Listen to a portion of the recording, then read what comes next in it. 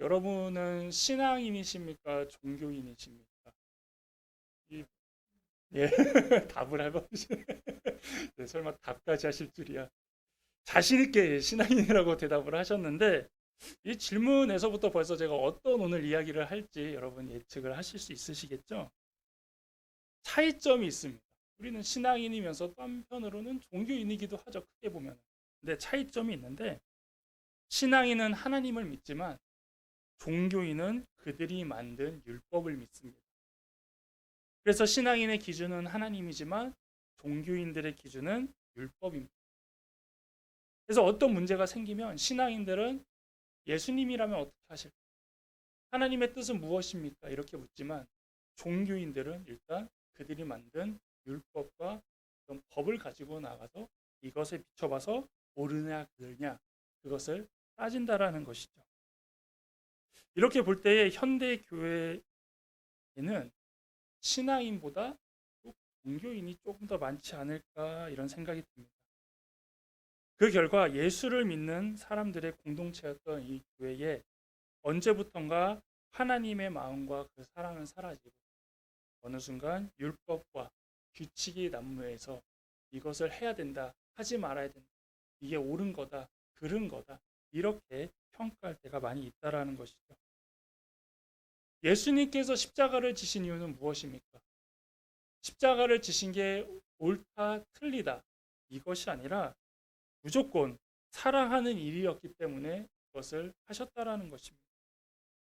그래서 사랑이 무엇인지, 교회가 가져야 되는 마음이 무엇인지 알려주셨지만 언제부턴가 복음에 대하여서 계속 옳고 그르냐를 따라서 사람들이 전하기 때문에 이 복음을 듣고 온 사람들도 어느 순간 교회를 떠나는 모습이 사랑의 모습이 아닌 맞다 틀리다의 모습으로 바라보게 되면서 떠나는 모습도 있다라는 것이죠. 그래서 교회를 떠난 사람들이 대부분 어떤 이야기를 합니까? 사랑이 없더라. 교회는 그러면 안 되는. 이런 마음들을 품고 떠나는 모습도 있고 또 옮기는 모습을 보았습니다. 언제나 강조하는 게 무엇입니까? 하나님 사랑, 이웃 사랑. 여러분 교회 안에 과연 이것이 잘 드러나던가요? 대부분 차별, 권위, 무관심, 정죄함 이런 것들이 있지는 않았을까요? 그래서 신앙인은 삶으로 하나님의 사랑, 즉 부르심을 증명할 수 있어야 되는 것입니다. 오늘 종교인에서 신앙인으로 변화받은 사람이 소개됩니다. 율법의 열심 때문에 예수 믿는 사람을 핍박했던 사람이 예수님을 만남으로 인해서 진정한 하나님의 사람으로 복음의 전달자로 변화된 사람입니다. 바로 누굴까요? 바울입니다. 바울은 이렇게 복음의 사람으로 변화된 이후에 가장 먼저 자신이 해야 되는 건 무엇이냐면 내가 바로 하나님의 부름을 받은 사람이다. 내가 바로 하나님을 만난 사람이라는 걸 증명했어야 됩니다. 왜냐하면 바울이 복음을 전하기의 모습, 그 이전의 삶은 어떤 사람이었습니까? 바로 하나님의 사람으로 살기 전에 많은 사람들을 핍박했고 다양한 모습으로 교회를 힘들게 했던 사람이었다라는 것이죠. 그래서 그것을 먼저 증명해야 이제는 그런 사람이 아니라는 걸 증명해야 바울이 복음을 전할 때 그것이 사람들에게 보여질 수 있다라는 것입니다. 마찬가지로 우리도 먼저 복음의 사람임을 증명해야 되는 것입니다. 여러분 그냥 이렇게 세상에 딱 나아갔을 때 누가 교회를 다니는 사람인지 아닌 사람인지 볼 수 있습니까? 그런 사람의 뭐 관상이 있진 않아요. 저도 나가면 누가 목사라고 보질 않아요. 도리어 목사님이세요? 뭐 이런 분들 계시죠? 예. 마찬가지로 우리가 예수님을 믿는 사람에게 드러나지 않는다라는 걸 외모로 겉으로. 그래서 증명돼야 되는데 세상에서 술과 담배를 벗삼고 명예와 재물에 관심이 많으며 교회를 욕하던 사람이 이 전도를 한다라고 생각해 보십시오. 그런 사람의 말을 들을까요? 듣지 않는다라는. 근데 그렇기 때문에 복음을 전하기 위해서는 내가 먼저 하나님의 사람이고 내가 먼저 복음에 붙들린 사람이고 내가 예수를 사랑하는 사람인지를 먼저 알려야, 그 사람을 통해 복음이 전해져야 사람들도 아, 맞아. 저 사람은 하나님을 믿는 사람이야. 그래, 저 사람이 전하는 복음은 들어볼 만해. 이렇지 않을까요? 그래서 사도 바울의 모습이 지금 그게 가장 먼저 필요했다라는 것입니다.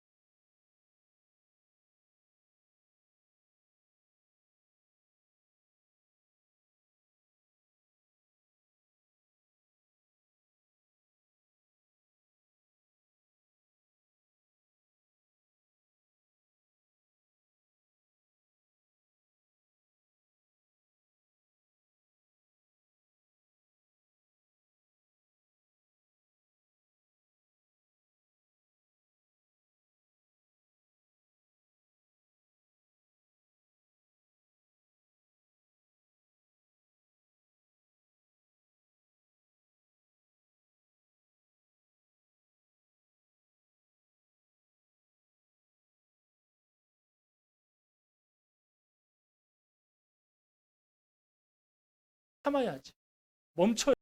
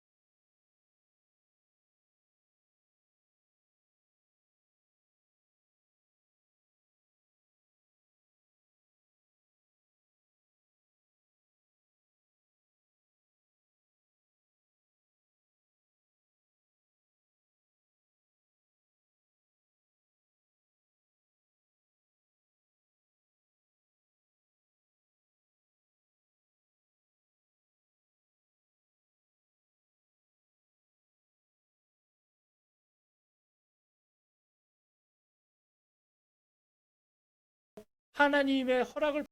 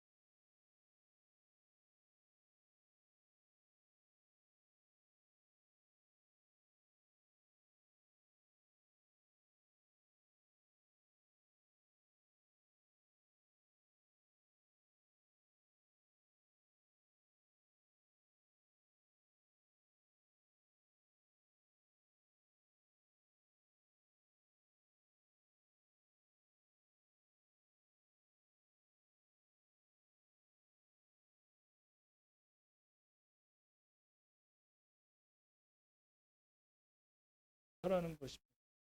여러분 잘 알려져 있는 노아, 아브라함, 야곱, 요셉, 모세, 여수아, 사사들, 다윗, 이 사람들이 성경에는 나름대로 의인이었다, 하나님 앞에 정직했다 이렇게 표현은 되지만 실질적으로 그들은 하나님의 부르심이 먼저였습니다. 그 다음에 그런 사람들로 변화되어 갔다라는 거죠. 그리고 하나님의 사람으로 이제 살아가고 하나님의 사명을 감당하는 능력을 부여받습니다. 그렇다면 하나님께서 우리를 부르시는 이유는 또한 무엇일까요? 왜 우리를 불러 이 자리에 앉히고 왜 우리를 불러 함께 예배하도록 하나님이 함께 하셨을까요? 그것은 바로 사랑하시기 때문에. 그래서 우리가 은혜라고 표현하는 것이죠. 여러분 하나님 앞에 사랑받는 행동을 하셨습니까? 그리고 여러분 먼저 하나님 사랑하셨습니까? 아닌데 하나님이 먼저 여러분들을 사랑하셔서 불러주셨다라는 것이죠. 이것을 우리는 은혜로밖에 표현할 수 없다라는 것입니다. 그리고 그 은혜 받은 사람들이 이 자리에 모여서 함께 하나님을 찬양하고 은혜를 고백할 때 그것을 통해 우리가 서로도 공감하고 감사하고 기뻐할 수 있다라는 것입니다. 이런 교회 공동체를 향해서 바울은 이렇게 예수님의 마음을 전합니다. 고린도에 있는 하나님의 교회 곧 그리스도 예수 안에서 거룩하여지고 성도라 부르심을 받은 자들과 또 각처에서 우리의 주 곧 그들과 우리의 주 되신 예수 그리스도의 이름을 부르는 모든 자들에게 하나님 우리 아버지와 주 예수 그리스도로부터 은혜와 평강이 있기를 원하노라. 아멘. 하나님의 사랑으로 부르심을 받은 사람들이 이제 교회의 공동체로 모이게 되었는데 교회가 평안과 기쁨이 가득해야 하는데 세상의 사상이 이제 교회로 들어오고 그리고 여러 가지 문제점들이 교회로 들어오면서 처음에는 문제가 되지 않다가 시간이 지나면서 다양한 문제들로 교회가 어려움이 생기기 시작한다는 것이죠. 이런 어지러움 가운데 바울은 예수님의 마음을 전하는 것입니다. 그래서 평화의 인상을 통하여서 하나님이 원하시는 건 이런 가운데서도 평강이 있기를 원하신다. 그리고 교회는 그런 곳이어야 된다는 걸 얘기하는 것입니다. 그래서 교회는 어떤 사람들이 모이는 곳이고 어떤 정체성을 갖고 있어야 되며 어떤 모습으로 신앙생활을 해야 되는지 바울이 다시 한번 정의해 주신 것이죠. 하나님이 부르신 사람은 하나님의 사람으로 살아야 합니다. 이렇게 부르심을 받은 사람들 가운데 대부분 처음에는 어떤 은사와 은혜를 내세우며 자신의 변화를 보여주려고 하는 사람들이 많이 있습니다. 그래서 어떤 간증이나 이런 걸 할 때는 신앙을 처음 가지신 분들은 간증이 너무나 흘러넘쳐요. 왜냐하면 그 변화들이 막 보이거든요. 하지만 더 중요한 것은 무엇이냐? 하나님을 알면서 중요한 것은 무엇이냐? 바로 죄에 대한 인식과 반응이 달라져야 된다는 거예요. 그래서 매일 죄에 노출되어 있는 우리의 삶에서 그 부딪히는 욕망과 싸워 이기기 위해 치열하게 살아가는 것을 우리가 경험하게 된다는 것이죠. 그런데 이것이 결코 내 힘으로는 역부족하다는 것입니다. 그래서 기도하고 말씀 보고 찬양하며 또 예배로서 힘을 얻고 견디고 버티는 것입니다.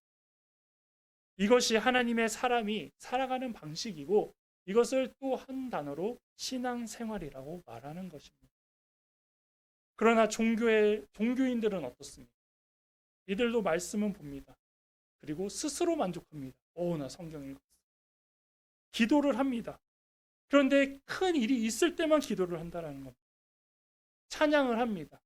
근데 그 찬양도 내가 좋아하는 걸 할 땐 은혜를 받지만 모르거나 그러면 또 안 하고 구경한다는 겁니다. 예배의 자리에는 있습니다. 그런데 변화가 없습니다. 하나님의 부르심을 받은 성도 여러분, 하나님께서는 우리를 종교인이 아닌 신앙인으로 부르셨습니다. 종교인은 내가 선택하는 거지만 신앙인은 하나님이 부르셔야 가능합니다. 그래서 율법을 지켰는지 어겼는지보다는 하나님 말씀에 나는 순종하며 살아가는지, 하나님이 허락하신 것, 허락하시지 않은 것을 구별하는지, 하나님의 약속과 내가 하나님의 약속을 잘 지키는지 깨고 있는지를 구분하며 살아간다는 것입니다. 사무엘은 사무엘상 15장 22절에 이렇게 말하고 있습니다. 순종이 제사보다 낫고 듣는 것이 순양의 기름보다 낫다. 종교인으로 사는 것보다 신앙인으로 사는 것을 하나님이 원하신다라는 것입니다. 이제는 우리가 하나님의 부르심에 감사하고 기뻐하는 것을 넘어서 이제는 그것에 응답하고 증명해야 될 때입니다. 동시에 여러분들이 종교인이 아닌 신앙인으로 살아가는 복된 삶 되시기를 주님의 이름으로 축복합니다.